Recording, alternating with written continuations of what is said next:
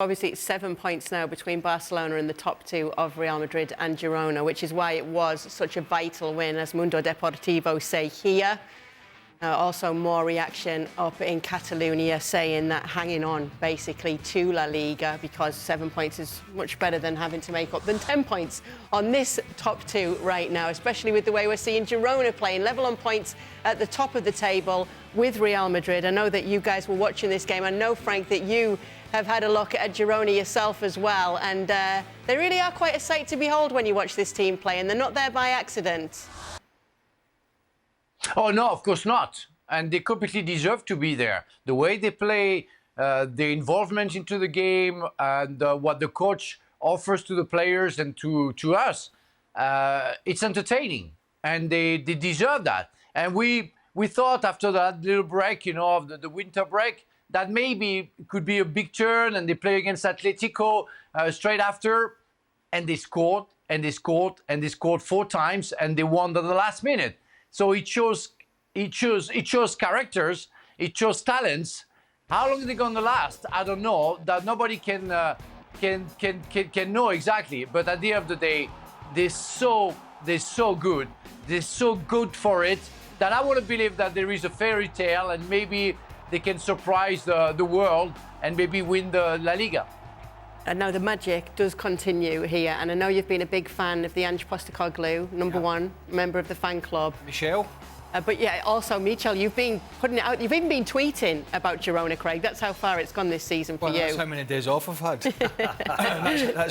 that's how little golf there is. But listen, Simeone, when he talks about and looks at defending here, I think Koke was involved again. Koke just had, for a guy who's usually so super solid, had one of those nights to forget. But it actually wasn't Girona's, far from one of their best performances. Go 3-1 up, then back to 3-2. Morata gets it to 3-3, but it's offside. So you got in the second half, and then Atleti, first 10-15 minutes in particular, just pummeled them in the start of the second half. But they hung in there. They hung in there, and they continued to play some good stuff, and they got stronger, and they grew back into it, and obviously they got the winner in the end. But yeah, it's just a great story. Dovkit up front, the big Ukrainian. Then Stuani comes on, usually off the bench when everybody's been roughed up and tired. And at the back, you're doing this with Daley Blind and Eric Garcia, who is not fancied by anybody. And that's... Daley Blind who's grabbing you a goal as well in some of these games. Daley Blind, his hair gets further back during each game. That's how old he is. Stevie, have you enjoyed watching them? Do you know, I think the biggest thing for me is how free they play.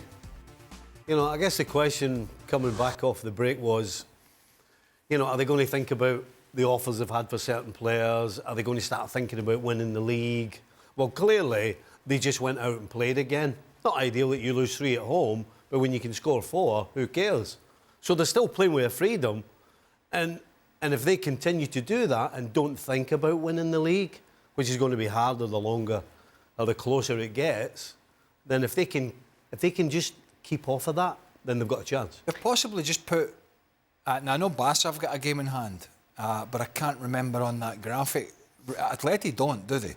They're 10... I believe they're 10 points. Somebody's going to tell me now. No, everybody's level now on games. Yeah, I think there might have been a mistake in one of them.